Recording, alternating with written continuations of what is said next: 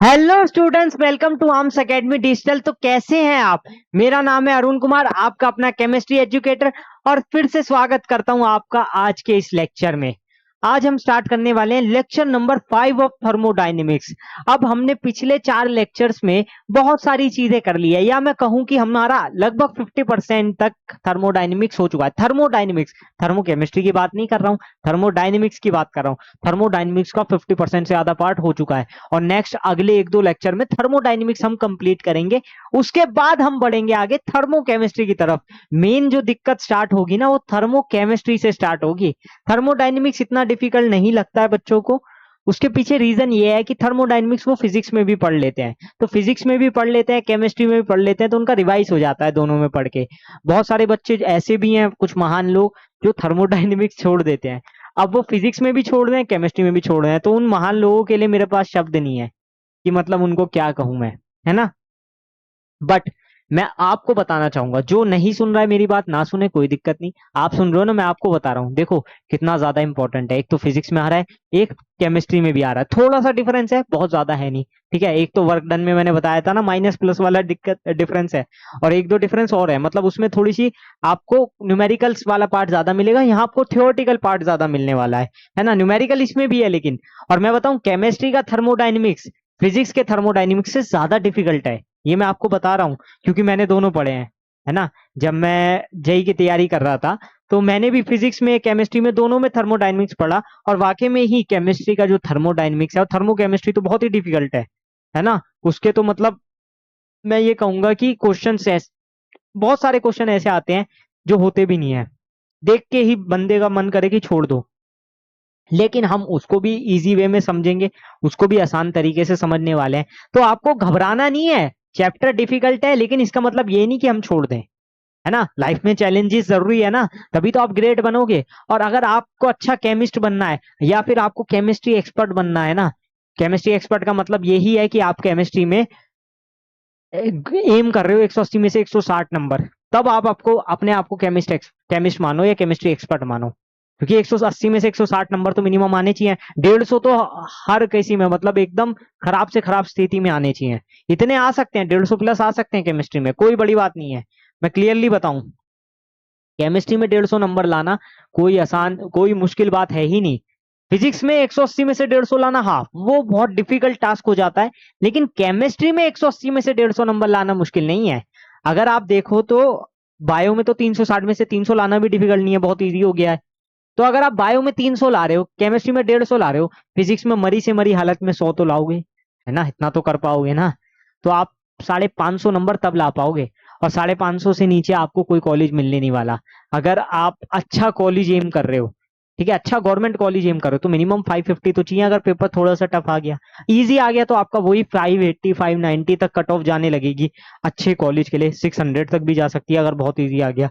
तो उस हिसाब से आपको प्लान करके चलना है। इसलिए मैं कह रहा हूँ, केमिस्ट्री में मिनिमम 150 या फिर ज्यादा से ज्यादा 160 170 का सोचो आप, क्योंकि केमिस्ट्री में मार्क्स आ सकते हैं। केमिस्ट्री में अगर आप थोड़ा सा पढ़ लोगे ना, थोड़ा सा, बहुत ज्यादा नहीं, पूरा रात दिन लेके बैठे रहो नहीं, वो तो आप बायो को लेके बैठते हो। क्योंकि मुझे पता है नीट वालों का क्या है, नीट वाले बायो पे ज्यादा फोकस्ड रहते हैं, जेई वाले केमिस्ट्री पे एंड फिजिक्स पे ज्यादा फोकस्ड रहते हैं। और बहुत सारी चीजें हैं, मतलब ठीक है, वो आपकी अपनी पर्सनल चॉइस है। आप नीट वाले हो, ऑब्वियसली आपको बायो पे रहना चाहिए, स्टिक करना चाहिए, क्योंकि 360 नंबर की बायो आ रही है। मैं तो हमेशा कहूंगा कि आपको बायो को प्रेफरेंस देनी चाहिए। फर्स्ट नंबर पे आप बायो को रखो, लेकिन कम से कम सेकंड पे तो रखो केमिस्ट्री को, है ना।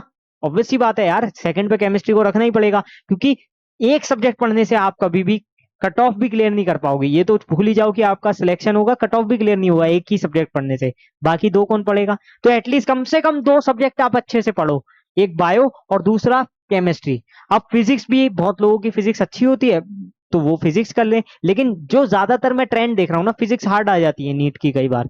पिछली बार का आपने देख ही लिया था पेपर, जिसकी फिजिक्स अच्छी भी थी उसके भी बहुत मुश्किल से 100 नंबर आ रहे थे, है ना। केमिस्ट्री में अगर आप थोड़ा सा अच्छा पढ़ लोगे, तो आप 150 नंबर आराम से ला सकते हो।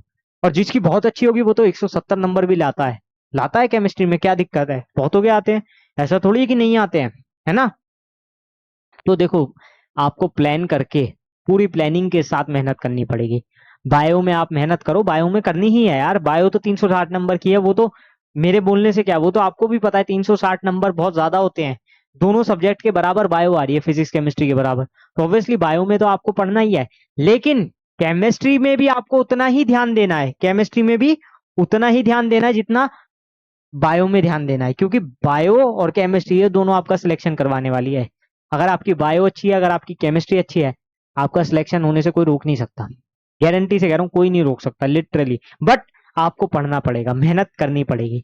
बिना मेहनत के कुछ नहीं मिलता, कुछ भी नहीं मिलेगा। बहुत लोग कहते हैं ना कि अगर अरे बायो पढ़ लिया बस हो जाएगा, मेरा तो एम्स पक्का है, बायो अच्छी है मेरी, 350 नंबर लाऊंगा मैं बायो में। अरे भाई पहले 350 नंबर ले तो आ, पहले लेकर तो आ। पहले से क्यों बोल रहा है कि 350 आएंगे? पहले से क्यों बोल दिया केमिस्ट्री में 150, फिजिक्स में 120 आएंगे? अरे भाई लाके दिखा यार, लाके दिखाओ तब जाके मानेंगे ना। बिना कुछ किए आप अगर बेफालतू में कुछ भी बोले जा रहे हो तो उससे कुछ फायदा नहीं है। ठीक है, 600 650 नंबर लाना आसान नहीं है, बहुत मुश्किल है। कितने लोगों के आते हैं 600 650 नंबर, ये बता दो जरा, कितनों के आए हैं? ऑब्वियस सी बात है यार, थोड़ा सा सीरियस होने की जरूरत है, थोड़ा सा।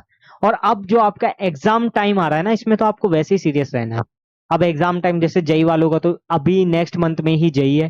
ठीक है, जेई मेंस का जो जनवरी अटेम्प्ट है वो स्टार्ट हो रहा है उनका। ठीक है ना, तो वो तो वैसे ही सीरियस हो चुके हैं। आप लोगों को अभी से सीरियस हो जाना चाहिए, क्योंकि आपका मई में है वो मुझे पता है। लेकिन आप ये नहीं देख पा रहे हो कि 4 महीने ही है आपके पास, सिर्फ जनवरी फरवरी मार्च अप्रैल, इन 4 महीने में अगर आपने अभी तक कुछ नहीं किया है, जो बच्चे 12th वाले हैं देने वाले हैं ना अभी नीट का एग्जाम, उनको मैं बता दूं, आपके पास ये 4 महीने बहुत इंपॉर्टेंट होने वाले हैं। एक तो आप 12th में हो तो आप बोर्ड के एग्जाम भी दोगे 2 महीने बाद। ठीक है, एक तो आपको पहले तो बोर्ड के एग्जाम देने हैं, ऑब्वियस सी बात है, वो भी एक आसान चीज तो नहीं है, आसान तो कुछ भी नहीं है। बोर्ड में भी आपको मार्क्स तो लाने ही पड़ेंगे। अगर आप मार्क्स अच्छे नहीं लाओगे बोर्ड में, तो दिक्कत किसको हो जाएगी? आपको ही हो जाएगी, किसी और को थोड़ी होगी।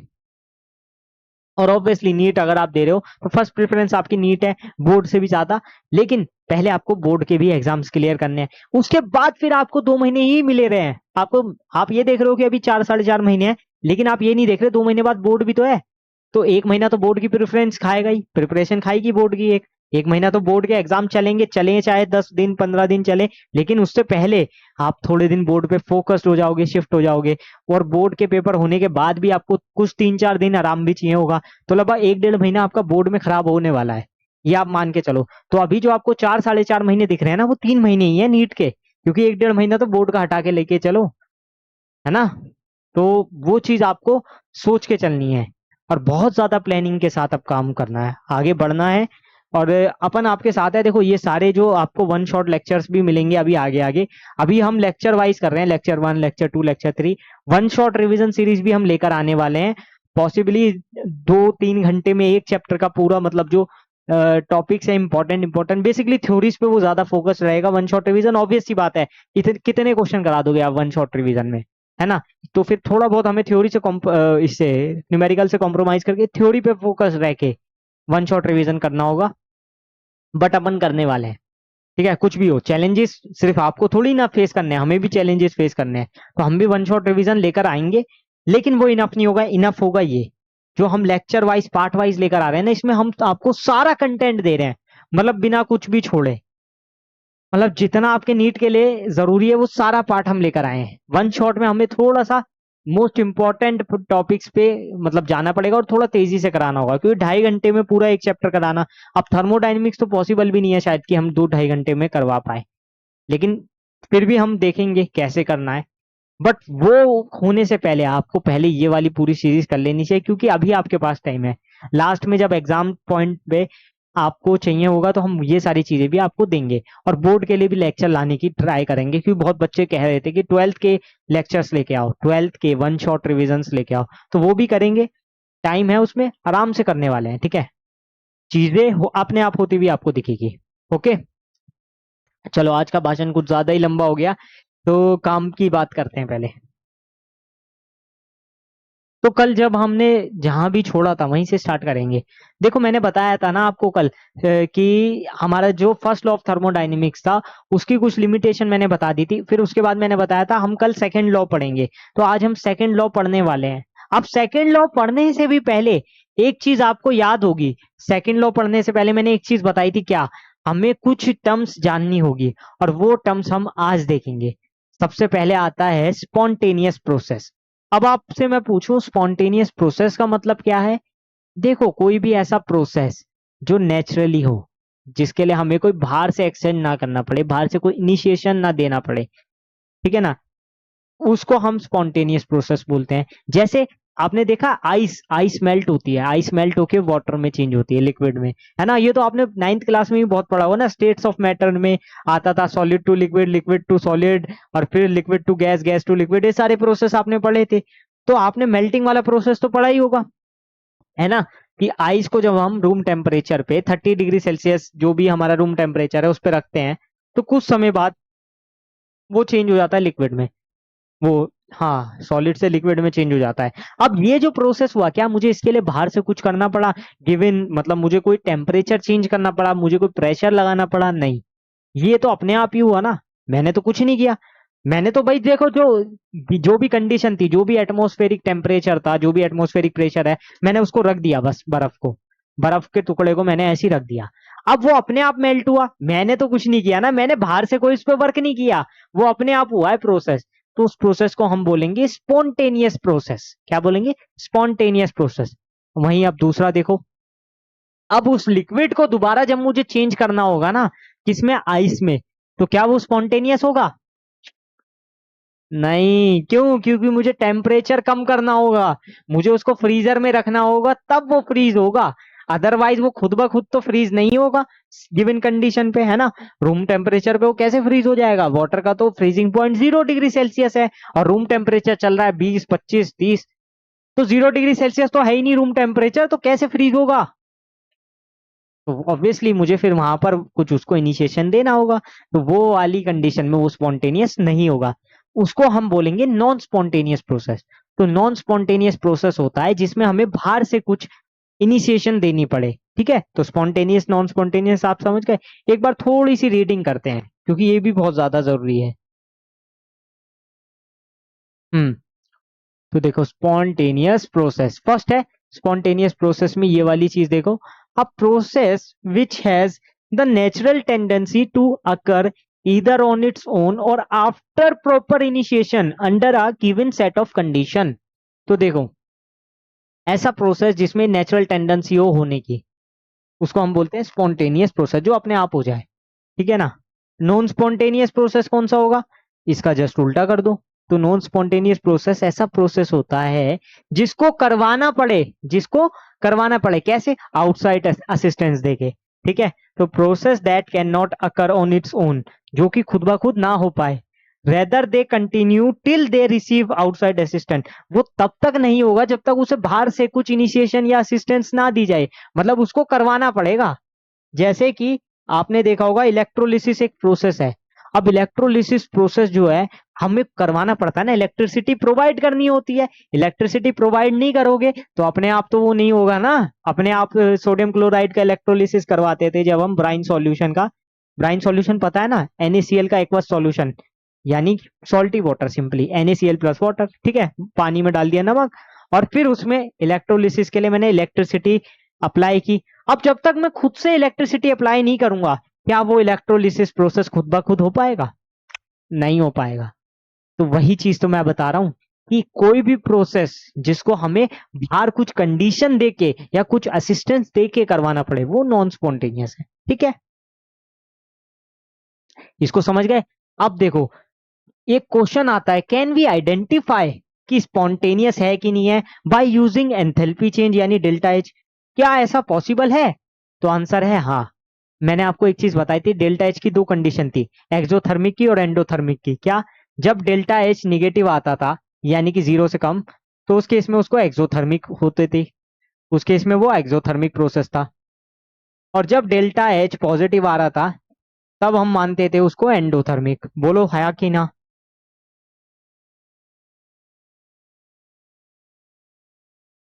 है कि नहीं? अरे ये क्या हो गया? चलो कोई बात नहीं, ठीक है। ये तो आपको पता है, डेल्टा एच निगेटिव होता था एक्सोथर्मिक के लिए, डेल्टा एच पॉजिटिव होता था एंडोथर्मिक के लिए। ऐसा क्यों? क्योंकि देखो, एक्सोथर्मिक में हीट रिलीज होती थी, हीट रिलीज होती थी, है ना। तो इसलिए ये डेल्टा एच निगेटिव हो जाता था। क्यों? क्योंकि इनिशियल हीट ज्यादा है, बाकी बाद की कम है, ऑब्वियस सी बात है। और एंडोथर्मिक में पॉजिटिव, क्यों? क्योंकि हीट एब्जॉर्व करता था, ये हीट क्या करता था? एब्जॉर्व करता था एंडोथर्मिक प्रोसेस में, तो वहां पर डेल्टा एच पॉजिटिव हो जाता था। तो ऐसे ही हम स्पॉन्टेनियस के लिए लेते हैं। स्पॉन्टेनियस प्रोसेस जब खुद ब खुद होगा तो वहां पर ऐसा मान के चलो कि हीट रिलीज हो रही होगी, तो उसका केस एक्सोथर्मिक केस के जैसा होगा, तो डेल्टा एच निगेटिव होगा, तभी तो ये स्पॉन्टेनियस प्रोसेस होगा। और अगर डेल्टा एच पॉजिटिव आ जाए तो क्या होगा? इसका जस्ट उल्टा कर दो, नॉन स्पॉन्टेनियस। तो इसको याद करने के लिए आपको रिलेट कर लेना है एक्सोथर्मिक एंडोथर्मिक से। यानी स्पॉन्टेनियस प्रोसेस जब खुद ब खुद हो रहा है तो मानो कि वहां पे हीट रिलीज हो रही होगी, तो इसका मतलब हीट रिलीज हो रही होगी, एक्सोथर्मिक प्रोसेस की तरह हो गया। और एक्सोथर्मिक प्रोसेस में डेल्टा एच निगेटिव होता था, तो यहां पर देखो इससे ये चीज समझ आ गई। डेल्टा एच पॉजिटिव यानी कि एंडोथर्मिक प्रोसेस, यानी कि हीट एब्जॉर्ब हो रही है। और नॉन स्पॉन्टेनियस प्रोसेस में हमें कुछ ना कुछ बाहर से एक्शन करना पड़ रहा है, यानी कि हीट एब्जॉर्ब हो रही है, एक टाइप से ऐसे समझ सकते हो। तो इन दोनों तरीके से आप याद कर सकते हो। डेल्टा एच निगेटिव, उसको छोड़ो, खैर आगे बढ़ते हैं। एंट्रोपी। अब एंट्रोपी के केस में हमें क्या लेना है? एंट्रोपी के केस में देखो, कोई भी हमारा जो फिजिकल या केमिकल प्रोसेस है, कोई भी फिजिकल या केमिकल प्रोसेस, अब फिजिकल या केमिकल प्रोसेस में आप फिजिकल चेंज या केमिकल चेंज से भी रिलेट कर सकते हो, है ना। फिजिकल चेंज आपको पता है कौन से होते हैं, और केमिकल चेंज भी आपको पता है। जैसे केमिकल चेंज में जैसे फ्रूट में रिपेनिंग आना केमिकल चेंज है ना। और रेस्पिरेशन भी एक केमिकल चेंज है। यानी कि आप ये कह सकते हो कि किसी में भी जहां नए सब्सटेंस फॉर्म होते हैं वो केमिकल चेंज है या केमिकल प्रोसेस है। फिजिकल यानी कि जैसे मैटर की स्टेट चेंज हो जाती है, जैसे कि आप समझ लो वाटर से, वाटर लिक्विड होता है, लिक्विड से सॉलिड में चेंज हो गया, आइस बन गया, और फिर वो आइस से किसमें चेंज हो गया? दोबारा से लिक्विड में आ गया, और लिक्विड से या फिर गैस बन गया, वाटर वेपर्स बन गई, और वो वाटर वेपर्स फिर से लिक्विड बन गई, तो वो भी क्या है? फिजिकल चेंज है, फिजिकल प्रोसेस है ना। अब ये वाले जो चेंजेस है, या ये दोनों ही टाइप के जो प्रोसेस है, फिजिकल हो या केमिकल प्रोसेस हो, इसमें हम कुछ देखते हैं रैंडमनेस। यानी हर स्टेट में हम ये देखते हैं कि इसमें कितनी गलतियां है, कितनी खामियां है ना। जिसमें कम होती है उसमें डेल्टा एस पे फर्क पड़ता है, क्योंकि देखो जो हमारी एंट्रोपी है वो मेजर ऑफ रैंडमनेस है, एक तरीके से क्या है? Measure of randomness. वही चीज हमें नापनी है कि सिस्टम में कितनी खामियां है। नेक्स्ट स्लाइड में आपको दिखाता हूँ डिग्री ऑफ रैंडमनेस और डिसऑर्डर ऑफ अ सिस्टम। तो हमें ये देखना है कि उसमें कितनी डिसऑर्डर है या फिर कितनी रैंडमनेस है। तो डिग्री ऑफ रैंडमनेस को हम एंट्रोपी बोल सकते हैं एक तरीके से। और ये एक स्टेट फंक्शन होता है, क्यों? क्योंकि ये इनिशियल स्टेट और फाइनल स्टेट पे डिपेंड करता है। किस पे? इनिशियल स्टेट और फाइनल स्टेट पे। ये उस पर डिपेंड नहीं करेगा कि मेरा पाथ क्या था, क्योंकि पाथ फंक्शन नहीं है। पाथ फंक्शन में क्या होता था वर्क डन में? हमें ये भी देखना होता था कि इसकी डायरेक्शन क्या है, इसकी डायरेक्शन क्या है, ठीक है। अब देखो extensive property for a chemical reaction, delta S क्या लेके चलते हैं? Summation S product minus summation S reactant. अब मैं आपसे पूछूं कि ये डेल्टा एस निकालते कैसे हैं, तो इसका फॉर्मूला पता होगा तब हम निकालेंगे ना, क्योंकि यहाँ लिखा है summation S product minus summation S reactant. ये चीज तो मुझे समझ आ रही है कि प्रोडक्ट का चेक कर लो, उसके बाद रिएक्टेंट का चेक कर लो, लेकिन उसके लिए मुझे फॉर्मूला चाहिए होगा ना। तो वही फॉर्मूला मैं आपको पढ़वाने वाला हूँ नेक्स्ट स्लाइड में, ठीक है। पहले ये समझ लो, entropy change, regulatory in structure. अब एंट्रोपी कब बढ़ेगी, एंट्रोपी हमारी कब बढ़ेगी, ये केसेस हमें देखने हैं। जनरली आपको बहुत ज्यादा डीपली नहीं जाना है, ठीक है। बहुत ज्यादा डीपली बिल्कुल भी मत जाओ। मैं आपको कुछ तरीके बता सकता हूं, जैसे डेल्टा एस पॉजिटिव होगा स्पॉन्टेनियस के केस में। किसके? स्पॉन्टेनियस के केस में,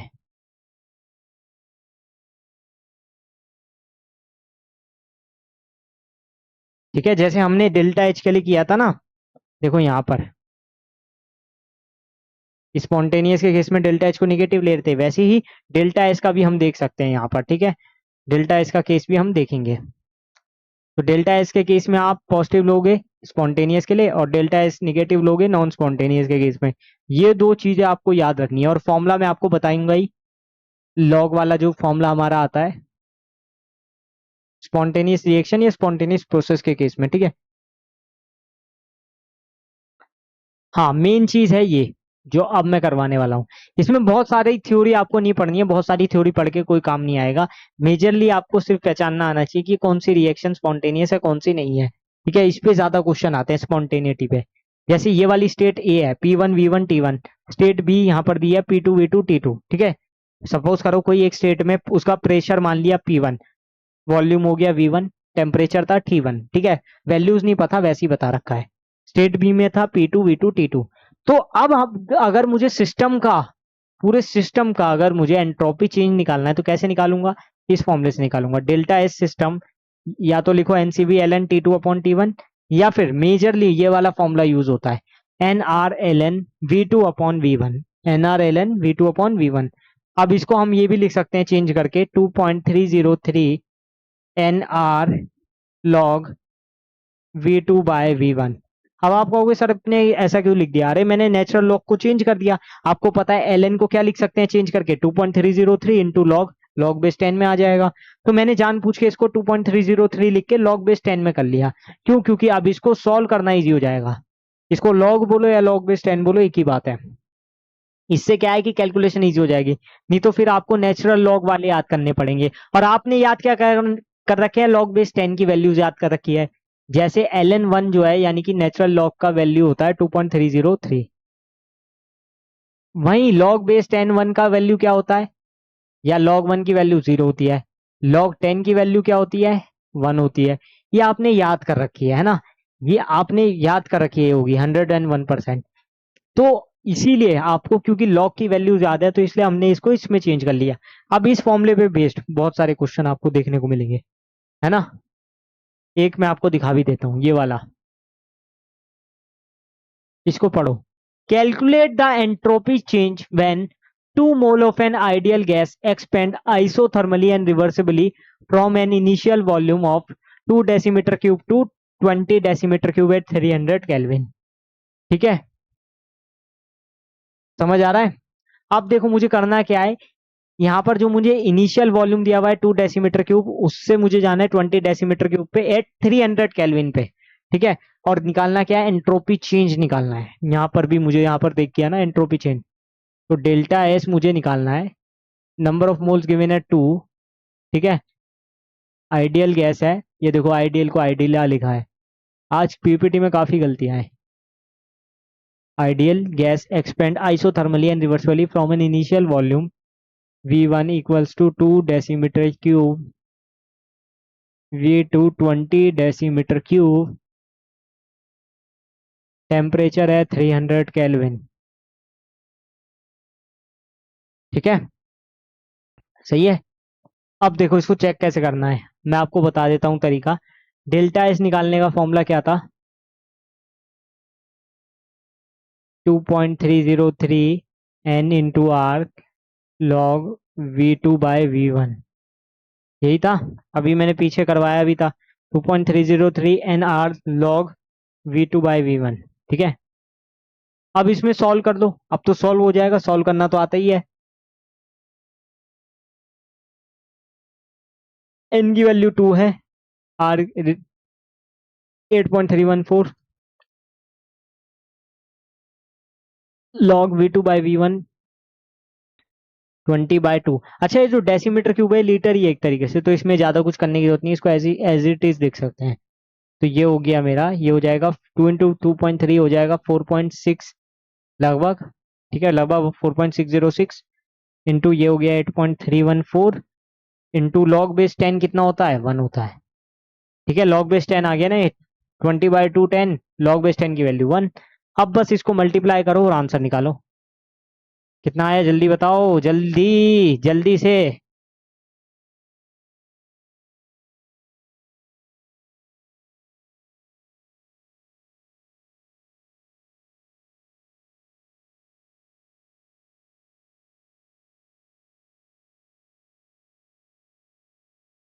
जल्दी बताओ, 38.3 आ रहा है क्या? ये चेक कर लेना डेल्टा एस की वैल्यू कितनी आ रही है। वैसे 38.3 ही आनी चाहिए। तो ये स्टेप से होते हैं क्वेश्चन। ठीक है, नेक्स्ट वाला पार्ट जिसके ऊपर हमें ज्यादा ध्यान देना है वो है सेकंड लॉ ऑफ थर्मोडाइनेमिक्स। अब बहुत बच्चे जो है ना वो पूछते हैं कि सर क्या हमें सेकंड लॉ ऑफ थर्मोडाइनेमिक्स तक ही थर्मोडाइनेमिक्स पढ़ना है? तो मैं कहूंगा नहीं, ऐसा बिल्कुल भी नहीं है। क्योंकि देखो कुछ क्वेश्चन एंट्रोपी निकालने के भी आ जाते हैं, कभी कभी क्वेश्चन अभी गिब्स फ्री एनर्जी में कराऊंगा उसके भी क्वेश्चन आते हैं, और वो इंपॉर्टेंट है। Spontaneity and Gibbs free energy change जो है उस पर क्वेश्चन आते हैं, उसकी जो एक टेबल है मतलब डेल्टा जी की, जिसमें हम निकालते हैं ना delta H minus T delta S करके, वो आगे हम अभी पढ़ेंगे। आज के लेक्चर में देखते हैं कि वहां तक पहुंच पाते हैं या नहीं, नहीं तो नेक्स्ट लेक्चर में तो 100% हम करने ही वाले हैं। तो उस पे बेस्ड क्वेश्चन कई बार आ जाते हैं। तो हमें ऐसा बिल्कुल भी नहीं है कि सेकंड लॉ ऑफ थर्मोडाइनमिक्स पढ़ लिया बस बात खत्म। हाँ, बहुत सारी चीजें हम छोड़ सकते हैं इस चैप्टर में, इस पर्टिकुलर चैप्टर में, लेकिन इसमें मैं कभी भी नहीं कहूंगा कि आप सिर्फ सेकंड लॉ ऑफ थर्मोडाइनमिक्स तक पढ़ो, क्योंकि आपको एटलीस्ट थोड़ा सा एक्स्ट्रा पढ़ के चलना पड़ेगा केमिस्ट्री में इस बार। क्योंकि हो सकता है इस बार केमिस्ट्री का जो एग्जाम है आपका नीट में जो आए वो थोड़ा सा मॉडरेट आ जाए, क्योंकि पिछली बार फिजिक्स में आप हाल देख चुके हो। इस बार कोई गारंटी नहीं है कि केमिस्ट्री में ये चीज हो जाए, कुछ भी हो सकता है। तो आपको क्या है, थोड़ा सा ध्यान रख के चलना है, थोड़ा सा, बहुत ज्यादा नहीं कहूंगा। बहुत ज्यादा आप ध्यान रख लोगे तो फिर दिक्कत हो जाएगी। आपको थोड़ा सा ध्यान रखना है सिर्फ, ठीक है।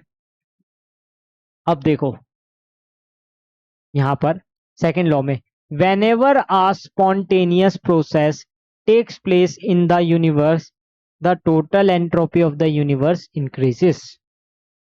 मतलब ये कहना चाह रहे हैं कि कोई स्पॉन्टेनियस प्रोसेस है। अब स्पॉन्टेनियस प्रोसेस की बात की, इसीलिए मैंने सेकंड लॉ पढ़ाने से पहले स्पॉन्टेनियस प्रोसेस आपको अच्छे से समझा दिया है ना। तो कोई भी स्पॉन्टेनियस प्रोसेस है यूनिवर्स में, उसमें जो total entropy of the universe है वो इंक्रीज करेगी। अब आप कहोगे सर ये क्या बोल रहे हो आप, कुछ समझ में नहीं आ रहा है। तो देखो, डेल्टा एस यूनिवर्स इंक्रीज करे, इसका मतलब ये है कि जो डेल्टा एस है वो 0 से ज्यादा होना चाहिए, पॉजिटिव होना चाहिए हमेशा। तो ये ऑलवेज पॉजिटिव आए। स्पॉन्टेनियस प्रोसेस में मैंने बताया भी था डेल्टा एस को पॉजिटिव लेते हैं ना, ये बताया था ना, और उल्टा कर देंगे तो फिर वो नॉन स्पॉन्टेनियस हो जाता है। तो इस पे हम कुछ चीजें देखेंगे। अब आपको ये पता है ना, यूनिवर्स सिस्टम प्लस सराउंडिंग से मिलकर बनता है। यूनिवर्स को लिखते थे ना सिस्टम प्लस सराउंडिंग। तो जो डेल्टा एस होगा, जो एंट्रोपी चेंज होगा यूनिवर्स का, वो भी सिस्टम और सराउंडिंग का मिला के ही होगा। तो यानी कि delta S system plus delta S surrounding होगा। होगा कि नहीं होगा? 100% होगा। ये तो तुकबंदी हो गई। और डेल्टा एस यूनिवर्स जो है, अभी मैंने थोड़ी देर पहले बताया कि वो पॉजिटिव होना चाहिए, वो पॉजिटिव होना चाहिए। वो इंक्रीज करे, इंक्रीज किस केस में करेगा? जब ये पॉजिटिव होगा, जब delta S change in entropy positive होगा, तभी तो इसका मतलब वो इंक्रीज कर रहा होगा ना। अरे ऐसे समझो, डेल्टा एस क्या होगा, S2 माइनस S1, इस टाइप से होगा। तो जब S2 ज्यादा होगा S1 से, तभी तो ये पॉजिटिव आएगा, तभी तो उस केस में पॉजिटिव होगा। और S2 ज्यादा होगा, इसका मतलब ये इंक्रीज कर रहा है, यानी कि एंट्रोपी क्या हो रही है सिस्टम की, इंक्रीज हो रही है। यहाँ यूनिवर्स की बात कर रहे हैं तो यूनिवर्स की भी क्या हो रही है, इंक्रीज हो रही है ना। तो यहाँ पर ये चीज कही गई है कि सिस्टम और सराउंडिंग का मिला के जो एंट्रोपी चेंज है वो भी इंक्रीज होना चाहिए। क्यों? क्योंकि डेल्टा एस यूनिवर्स इंक्रीज कर रहा है, और डेल्टा एस यूनिवर्स क्या है, delta S system plus delta S surrounding. Obvious सी बात है, यहाँ पढ़ सकते हो। डेल्टा एस यूनिवर्स है entropy change of the universe, delta S surrounding है entropy change of the system, और ये सराउंडिंग का एंट्रोपी चेंज ऑफ सराउंडिंग। ठीक है, तो इन दोनों को ऐड करके हमने बनाया एंट्रोपी चेंज ऑफ यूनिवर्स। बताओ जल्दी, क्लियर है कि नहीं? अब इसमें ना बहुत सारे केसेस बनेंगे कि डेल्टा एच तो पॉजिटिव होना चाहिए, किसके लिए? स्पॉन्टेनियस के लिए। लेकिन डेल्टा एच निगेटिव होना चाहिए, डेल्टा एच क्या होना चाहिए, निगेटिव होना चाहिए। तो वो सारे केस मैं आपको दिखाऊंगा, उस पर बेस्ड एक क्वेश्चन भी आ जाता है यहाँ पे। ये मैं आपसे ही करवाऊंगा, चिंता मत करो, ये तो वैसे भी सॉल्व करने का नहीं है। अरे मैं क्यों करूं, आप ही करो, आपको मैं 1 मिनट देता हूँ। इसमें देखो करना के मैं थोड़ा सा बता देता हूँ। Which of the following pairs of a chemical reaction is certain to result in a spontaneous reaction? Spontaneous reaction कब होती है? अरे आप बता दो जल्दी से। एक्सोथर्मिक के केस में होगी। एक्सोथर्मिक के केस में ये याद रखो, डेल्टा एच निगेटिव होता था। डेल्टा एच क्या होता था, निगेटिव होता था। और डेल्टा एच पॉजिटिव होता था एंडोथर्मिक के केस में। ये एक्सो वाला केस है, ये एंडो वाला केस है। अरे तू क्यों मिट रहा है भाई, आजकल पेन भी धोखा दे रहा है। ठीक है ना। तो डेल्टा एच मैंने बताया था, स्पॉन्टेनियस के केस में डेल्टा एच क्या होना चाहिए, निगेटिव होना चाहिए। क्या होना चाहिए, निगेटिव होना चाहिए। और डेल्टा एच क्या होना चाहिए, पॉजिटिव होना चाहिए। यही होता था ना स्पॉन्टेनियस के केस में। अब ये वाली दोनों कंडीशन कहाँ फिक्स बैठ रही है ये देख लो। तो यानी कि जो डिसऑर्डर है मेरा एक तरीके से, वो तो मेरा इंक्रीज करना चाहिए, और जो डेल्टा एच है वो डिक्रीज करना चाहिए। और डेल्टा एच डिक्रीज करेगा जब वो निगेटिव आएगा, और डेल्टा एच निगेटिव होता है एक्सोथर्मिक के केस में।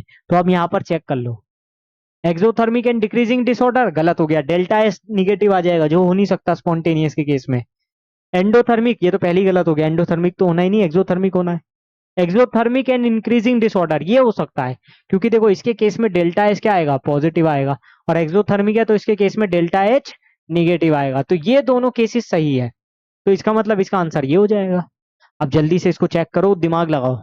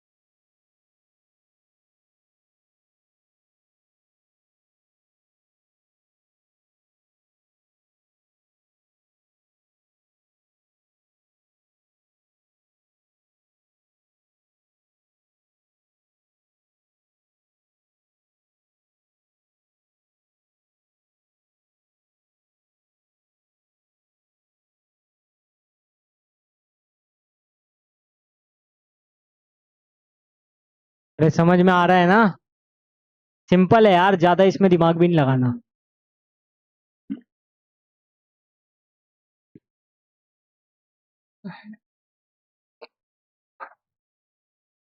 माइक को बचाना भी जरूरी है ना, कभी माइक पे पानी गिर जाए खराब हो जाएगा और क्या होगा। नेक्स्ट आता है एंट्रोपी चेंज। अब बहुत बच्चे इसमें कंफ्यूज हो जाते हैं। क्या कंफ्यूज होते हैं, रिवर्सेबल और रिवर्सिबल के केस में क्या होगा। तो देखो मैं आपकी कंफ्यूजन दूर करने आया हूँ, क्या करने आया हूँ, आपकी कंफ्यूजन दूर करने आया हूँ। देखो रिवर्सेबल प्रोसेस आपको पता ही है, ठीक है ना, इरिवर्सिबल प्रोसेस भी आपको पता है, ये मैं आपको केमिकल इक्विलिब्रियम में बता चुका हूँ। और मैं जब आपको बता रहा था ना स्टार्टिंग में reversible adiabatic irreversible thermodynamic processes, तो उसमें मैंने आपको बताया था कि किसमें क्या क्या चेंज होता है। तो तब मैंने आपको ये बताया भी था कि इसमें एंट्रोपी चेंज देखने को नहीं मिलेगा, किसमें, रिवर्सिबल के केस में। तो अब वो टाइम आ गया है देखने का कि ऐसा मैंने क्यों कहा था कि इसमें हमें एंट्रोपी में चेंज देखने को नहीं मिलेगा। तो आ जाओ जल्दी से, ठीक है। तो यहाँ पर एक चीज हमें कंफर्म करके चलनी नहीं है कि इसमें जो डेल्टा एस यूनिवर्स होगा, यूनिवर्स का जो एंट्रोपी चेंज होगा वो जीरो होगा, वो कांस्टेंट होगा, जीरो हो जाएगा, ठीक है ना। अब जब ये जीरो हो जाएगा तो डेल्टा एस और डेल्टा सिस्टम क्या हो जाएगा, क्योंकि हमें ये तो पता था कि डेल्टा एस यूनिवर्स क्या होता था, डेल्टा एस यू होता था, delta S system plus delta S surrounding. बिल्कुल सही बात है, ठीक है। Delta S universe equals delta S system and delta S surrounding. अब जब ये जीरो हो गया, मेरा ये जीरो हो गया, तो ये क्या हो जाएगा, delta S system plus delta S surrounding. तो देखो यहां से मेरा डेल्टा एस सिस्टम आ गया, इसको इधर ले जाऊं, अगर मैं इसको इधर ले जाऊं सराउंडिंग को, तो ये हो गया माइनस डेल्टा एस सराउंडिंग। क्या आ गया, माइनस डेल्टा एस सराउंडिंग। तो यानी कि इन दोनों में नेगेटिव का, यहां से ये भी बोल सकता हूँ डेल्टा एस सराउंडिंग आ जाएगा माइनस डेल्टा एस सिस्टम, ये भी बोल सकता हूँ, है ना। तो देखो इससे हमें एक चीज समझ आ गई कि अब ये दोनों एक दूसरे के बराबर होंगे, बस माइनस लग जाएगा, बस माइनस लग जाएगा। इस टाइप से हम निकाल सकते हैं। कुछ क्वेश्चन आ जाते हैं रिवर्सिबल के केस में कि डेल्टा एस सराउंडिंग की वैल्यू दी होगी या डेल्टा एस सिस्टम की वैल्यू दी होगी, और रिवर्सिबल प्रोसेस अगर होगा तो हम डायरेक्टली बता सकते हैं कि डेल्टा एस सराउंडिंग क्या होगा। जैसे सपोज करो इसकी वैल्यू मुझे गिवन थी, तो बस डेल्टा एस सिस्टम उसका माइनस हो जाएगा, या वो -4 ऐसे कुछ दिया हो, -460 कुछ, -41 कुछ ऐसे दिया हो, कोई भी वैल्यू हो, तो हमें डेल्टा एस सिस्टम को माइनस लगाएंगे, वो पॉजिटिव में आ जाएगी। मतलब ये माइनस दिया होगा तो ये पॉजिटिव हो जाएगा, ये पॉजिटिव दिया हो तो ये माइनस हो जाएगा। इस टाइप से आप कर सकते हो, ठीक है, ज्यादा कंफ्यूज होने वाली बात नहीं है। रिवर्सिबल प्रोसेस के केस में देखो, जो डेल्टा एस यूनिवर्स है ये हमारा हमेशा इंक्रीजिंग होगा, यानी डेल्टा एस यूनिवर्स क्या होगा, पॉजिटिव होगा। जो हमने अभी पढ़ा था ना वो इरिवर्सिबल प्रोसेस के लिए ही पढ़ा था, यानी कि इरिवर्सिबल प्रोसेस कौन सा होता है, जो रिवर्स ना जा सके, मतलब जो सीधा चलेगा, ठीक है, जिसमें दो एरो लगते हैं उसको क्या बोलते हैं, इक्विलिब्रियम वाला केस आपने पढ़ा था, है ना, भूलना नहीं है। तो देखो डेल्टा एस यूनिवर्स पॉजिटिव किसके केस में होता है, इरिवर्सिबल के केस में होता है, ये तो आपको पता ही है। अब एक क्वेश्चन देख लेते हैं, बहुत देर हो गई है, क्वेश्चन नहीं देखा, मजा नहीं आ रहा है। एक क्वेश्चन देखते हैं, चलो मजे से करते हैं, बिल्कुल मजे से। क्वेश्चन में कहा गया, in which can change in entropy is negative. अब हमें देखो, बहुत ही बढ़िया क्वेश्चन है, इसमें हमसे ये पूछा गया है कि इसमें से किस ऑप्शन में, पहले हमें सारे ऑप्शंस पढ़ने हैं और फिर ये बताना है चेक करके कि इनमें से किस में एंट्रोपी जो है वो नेगेटिव आ रही है, नेगेटिव। तो देखो ध्यान से देखो, एंट्रोपी कभी भी नेगेटिव किस केस में होगी, यानी जो डेल्टा एस है वो नेगेटिव आ जाए, ऐसा कब पॉसिबल है, पॉजिटिव आएगा किसके केस में, नॉन स्पॉन्टेनियस के केस में आएगा, किसके केस में आएगा, नॉन स्पॉन्टेनियस के केस में। और एंट्रोपी चेंज निगेटिव किसके केस में आएगा, स्पॉन्टेनियस के केस में तो पॉजिटिव आएगा, ठीक है, निगेटिव किसके केस में आएगा, जब नॉन स्पॉन्टेनियस हो, जब क्या हो, नॉन स्पॉन्टेनियस। तो ये आता है हमारा नॉन स्पॉन्टेनियस के केस में।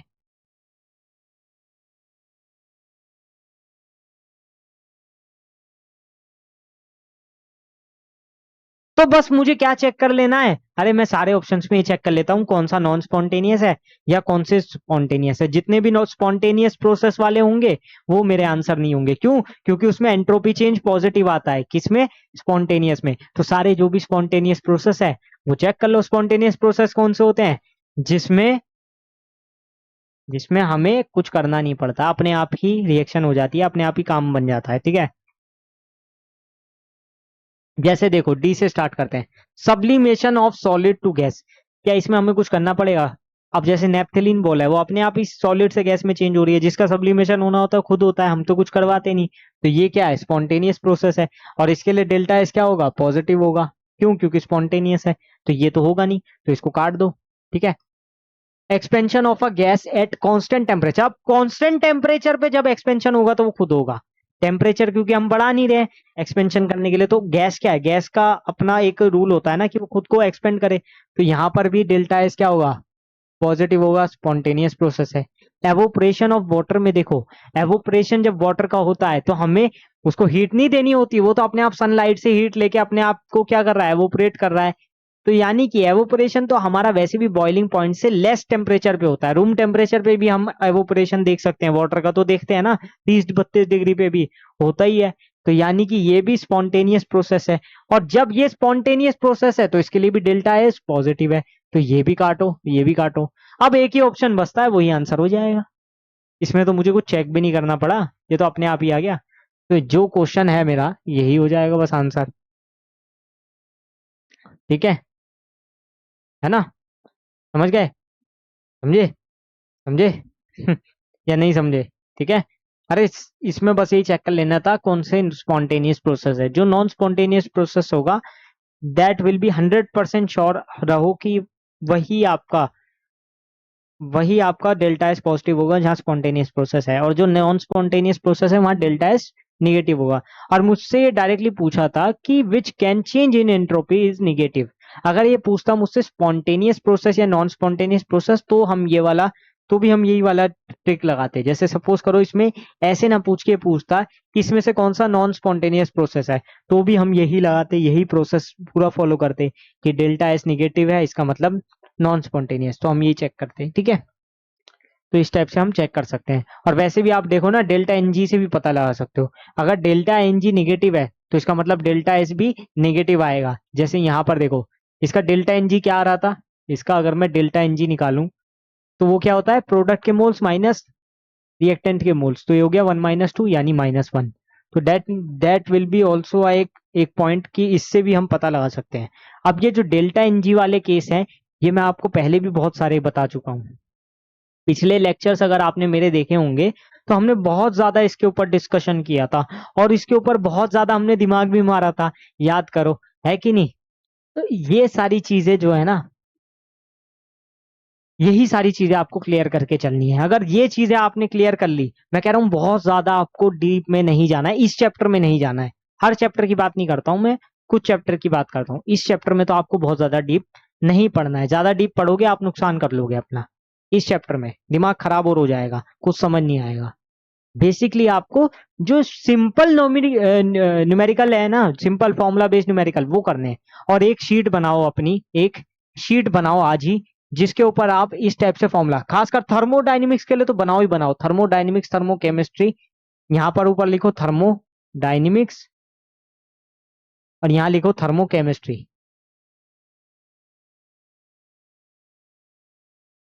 ठीक है, थर्मोडायनेमिक्स, थर्मोकेमिस्ट्री, और सारे के सारे आपको फॉर्मूलाज लिखने हैं, सारे के सारे थर्मोकेमिस्ट्री के सारे रूल्स लिख लेने हैं। इसके जो प्रोसेस है उसको शॉर्ट में लिख के चलो, और मैं कह रहा हूँ डोर के ऊपर चिपका दो आज ही, आज ही अभी के अभी जाके चिपका दो। मैं गारंटी से कह रहा हूँ आपको फायदा मिलेगा। आप करके तो देखो, कोई भी चीज जब तक आप करके नहीं देखोगे तब तक आपको समझ में ही नहीं आएगा कि क्या हो रहा है। ठीक है, अब कुछ फॉर्मूला और आते हैं इसमें, जैसे डेल्टा जी का आता है delta H minus T delta S. अब आप कहोगे ये क्या है, तो ये होता है हमारा गिब्स फ्री एनर्जी चेंज। क्या होता है? Gibbs free energy change. ठीक है ना। अब ये मैं आपको पढ़ाऊंगा आगे, देखते हैं आज हो पाएगा या फिर हम नेक्स्ट वीडियो में लेंगे, लेकिन जब भी करेंगे इससे हम बहुत बहुत इजीली बता सकते हैं। जैसे डेल्टा जी जीरो है, इसका मतलब क्या है, वो इक्विलिब्रियम पे है। और डेल्टा जी निगेटिव है, इसका मतलब स्पॉन्टेनियस प्रोसेस है।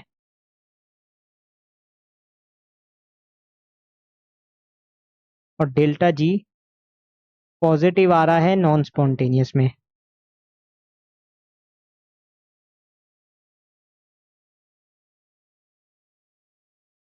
ठीक है ना। तो ये सारी चीजें आपको समझ के चलनी है। ये मैं आपको देखता हूँ आज की वीडियो में टाइम कितना हुआ है, देख लेता हूँ अभी। 44 मिनट्स हो गए हैं, मुझे नहीं लगता हो पाएगा, क्योंकि इसमें मुझे मिनिमम 25 से 30 मिनट फिर इसमें ही चाहिए पूरा सारा कुछ दिखाने में। तो मुझे लगता है आज इसको यहीं छोड़ देना चाहिए। और सिर्फ दिखाना नहीं है, मुझे इस पे पूरे क्वेश्चंस भी करवाने हैं। इस पे तो बहुत सारे क्वेश्चन आते हैं, वो सारे क्वेश्चन भी करवाने हैं, तो ज्यादा टाइम लग जाएगा और लेक्चर बहुत बड़ा हो जाएगा। तो मुझे लगता है कि इसको मुझे आज थोड़ा सा रोकना पड़ेगा, थोड़ा सा। ठीक है, इसको मैं कंप्लीट करता हूँ नेक्स्ट पार्ट में। ठीक है ना। नेक्स्ट पार्ट में ऑलरेडी हमारे पास और भी बहुत सारी चीज होगी। ट्राई करता हूँ नेक्स्ट पार्ट लंबा करके ना मैं थर्मोडायनेमिक्स को कंप्लीट कर दूं, ताकि फिर उसके बाद जो लेक्चर, ये लेक्चर 5 था ना, तो लेक्चर 6 में मैं ट्राई करता हूँ उसको कंप्लीट कर दूं। फिर जो लेक्चर 7 से मैं स्टार्ट करूँ वो थर्मोकेमिस्ट्री से स्टार्ट करूँ, क्योंकि थर्मोडायनेमिक्स के बाद आपका थर्मोकेमिस्ट्री आता है। और थर्मोकेमिस्ट्री में से भर भर के क्वेश्चन आते हैं, भर भर के, मतलब इतने क्वेश्चंस आते हैं ना, मैं बता रहा हूँ कि सबसे ज्यादा अगर कोई इंपॉर्टेंट चीज है ना आपके लिए, तो वो थर्मोडायनेमिक्स से भी ज्यादा थर्मोकेमिस्ट्री है। थर्मोकेमिस्ट्री में से बहुत क्वेश्चन आते हैं सच में। थर्मोकेमिस्ट्री में से काफी क्वेश्चन आएंगे, और ज्यादातर क्वेश्चन मुझे लगता है थर्मोकेमिस्ट्री में से आएंगे। थर्मोडायनेमिक्स में से हो सकता है एक क्वेश्चन आ जाए, एक क्वेश्चन आ जाए बस, लेकिन थर्मोकेमिस्ट्री में से तो 100% 1 या 2 क्वेश्चन आते ही आते हैं। तो उस पर तो हमें फोकस करना ही करना है। लेकिन ये भी जरूरी है, जब तक आप थर्मोडायनेमिक्स नहीं समझोगे, आपको थर्मोकेमिस्ट्री तो खाक समझ आएगा, वो तो समझ ही नहीं आएगा। और जब मैं कल आपको ये चीजें बताऊंगा ना, इसमें ही काफी सारे केसेस बनते हैं वैसे। मैं आपको बताऊं डेल्टा जी के, कि डेल्टा एच निगेटिव होगा, डेल्टा एच पॉजिटिव होगा तो क्या होगा। अब आपने क्योंकि डेल्टा एच और डेल्टा एच को अच्छे से समझ लिया ना, मैंने पूरी एक डेडिकेटेड वीडियो एंथैल्पी चेंज और उसके फॉर्मुलाज पे बनाई। आज की वीडियो मैंने स्पॉन्टेनिटी के नाम कर दी, और ऑब्वियसली हमने सेकंड लॉ भी पढ़ा, सेकंड लॉ ऑफ थर्मोडायनेमिक्स भी हमने समझ लिया। तो ये इसीलिए किया है ताकि आप इसको अच्छे से समझ जाओ।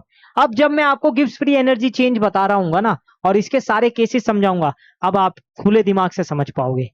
अब ऐसा कोई क्वेश्चन नहीं रह जाएगा जो आपसे ना हो, ये मैं गारंटी से कह सकता हूँ, ये मेरा वादा है। बस आपको करना क्या है, थोड़ा सा साथ देना है, थोड़ा सा साथ दो, चीजें अपने आप होती हुई दिखेगी। चलो फिर आज के इस लेक्चर को एंड करते हैं यहीं पर। बहुत ही अच्छा लगा मुझे आज के इस लेक्चर में आप सबसे इंटरेक्ट करके, वैसे तो हमेशा ही अच्छा लगता है, हमेशा ही मुझे खुशी मिलती है। बट आज के इस लेक्चर में इसीलिए क्योंकि छोटा लेक्चर था और हमें बहुत ज्यादा कुछ नहीं करना था, और ये जो हमने टर्म्स किए ना इसमें थ्योरी कुछ थी नहीं, ज्यादातर न्यूमेरिकल, या फिर न्यूमेरिकल भी बहुत इजी थे, बहुत ज्यादा हार्ड तो हमने न्यूमेरिकल किए ही नहीं। क्वेश्चंस ऐसे थे कि हम उसको पढ़ के लगा सकते हैं, है ना। तो आई होप आपको ये चीजें पसंद आई होगी, आपको ये वीडियो अच्छी लगी होगी। अगर अच्छी लगी तो कमेंट करके बताओ जरूर, और नहीं लगी तो भी कमेंट करके बताओ, लेकिन हाँ कभी भी खराब चीज मत बताओ, ठीक है। किसी की भी कभी खामियां मत ढूंढो, क्यों? क्योंकि आपकी भी कभी कोई खामियां ढूंढ सकता है, ठीक है। तो वो चीज आपको नहीं करनी है। लेकिन हाँ, आपको क्या चाहिए या आप क्या बेटर चीज हमें बता सकते हो, वो चीज आप बता सकते हो, ठीक है। आप ऐसे कमेंट करके नहीं बताना चाहते हो, कुछ पर्सनल क्वेश्चंस भी पूछने हैं रिगार्डिंग योर प्रिपरेशन, तो वो भी आप पूछ सकते हो। जैसे कि अभी यूट्यूब के डिस्क्रिप्शन में ना आपको लिंक्स मिलेंगे, तो आप टेलीग्राम चैनल का और व्हाट्सएप चैनल का लिंक ज्वाइन कर सकते हो। टेलीग्राम चैनल पे आप डाउट्स पूछ सकते हो, उससे आपको बहुत बेनिफिट मिलेगा। और नीचे एक नंबर रहेगा जिससे आप हमारी टीम से कांटेक्ट कर सकते हो, है ना। जो भी हमारे कोऑर्डिनेटर्स होंगे वो आपसे बात करेंगे, ठीक है। आपको कोई डाउट होगा वो भी आप पूछ सकते हो, ये आपका हक है, ऑब्वियस सी बात है, ठीक है। आप बहुत आराम से, बहुत ज्यादा डरने की जरूरत नहीं है। ये मत सोचो कि हमसे इजी क्वेश्चन पूछ लिया तो हम क्या सोचेंगे, ऐसा कुछ नहीं, ऐसा कुछ भी नहीं है, सीरियसली। आप सिर्फ अपने ऊपर ध्यान दो। आपको जिंदगी में अगर किसी पे ध्यान देना है ना, ये मैं आपको अभी के लिए नहीं हमेशा के लिए बता रहा हूँ, आपको जिंदगी में अगर किसी पे सबसे ज्यादा ध्यान देना है वो खुद पे ध्यान देना है। जब तक आप खुद पे ध्यान नहीं दोगे, खुद के ऊपर फोकस नहीं करोगे, कुछ नहीं होने वाला। और आज का ज्ञान भी यही है, जब भी सोचो, जब भी सुबह उठो, ये सोचो कि भगवान ने हमें जिंदगी दी है। हमें क्या दी है? जिंदगी। इससे बड़ी कोई चीज नहीं हो सकती, इससे बड़ी मुझे नहीं लगता दुनिया में कोई चीज हो सकती है। इतनी खूबसूरत चीज हमें मिली है, वो है जिंदगी। अगर उस जिंदगी को भी आप जी नहीं पा रहे हो, उस जिंदगी को भी आप इंजॉय नहीं कर रहे हो, तो फिर क्या फायदा? कोई फायदा है? अरे जिंदगी मिली इसलिए कि हम उसको जी सके, हम उसको एंजॉय कर सके। अगर उसको भी हम इंजॉय नहीं कर रहे हैं, उसमें भी हम टेंशन ले रहे हैं, स्ट्रेस ले रहे हैं और खुद को कम समझ रहे हैं, जो खुद को कम समझता है वो तो सबसे बेकार है, मुझे लगता है इस दुनिया में सबसे बेकार वही है जो अपने आप को किसी लायक नहीं समझता। मैं पूछता हूँ क्यों नहीं समझता? खुद को कमजोर क्यों समझ रहे हो भाई? क्या मिला तुम्हें खुद को कमजोर समझ के? कुछ मिला? अरे भाई, ये तार को क्या हो गया? ठीक है, चलो कोई नहीं, चलता रहता है। तो सीरियसली ये चीज है कि आपको खुद के ऊपर तो विश्वास रखना है, खुद के ऊपर तो एटलीस्ट विश्वास रखो, किसी के ऊपर रखो ना रखो, ये आपके ऊपर है, आपकी मर्जी है, आप किस पे विश्वास रखते हो किस पे नहीं। लेकिन एटलीस्ट आपको खुद पे विश्वास तो रखना ही रखना है ना। और बहुत सारी चीजें हैं, अगर आप हमारे चैनल पे रील्स वगैरह भी देखते होगे ना, तो हम थोड़ा सा मोटिवेशनल रील्स भी डालने लगे हैं आजकल। और ये बहुत सारी चीजें हैं, हम वाइवा रैपिड फायर क्वेश्चंस भी डालते हैं बहुत सारे अपने बच्चों के साथ, क्योंकि यहाँ सेंटर पे तो हम रखते हैं कि हम रोज मतलब रोजाना डेली बेसिस पे हर 3 दिन 4 दिन में एक बार हम वाइवा करते हैं, बच्चों का वाइवा कराते हैं, जिससे उनको चीजें याद हो जाए। तो बिना स्ट्रेस के ही उनको चीजें याद हो रही है, हम उनको स्ट्रेस नहीं दे रहे हैं कि ये सब करो। हम नॉर्मली वाइवा पूछते हैं जिससे पता चल जाए कि बच्चे को कितना आता है, ठीक है। तो वो चीज भी है। तो आप भी खुद से, अगर आप हमसे जुड़े हुए भी नहीं हो ना, आप ये चीज कर सकते हो, आप अपने किसी फ्रेंड को पकड़ लो कि ले भाई मुझसे 5 सवाल सुन, मैं तुझसे 4 सवाल पूछता हूँ। तो ये वाली चीज अगर आप करोगे ना, ये आपको बहुत बेनिफिट देगी, बहुत ज्यादा, मतलब जरूरत से ज्यादा।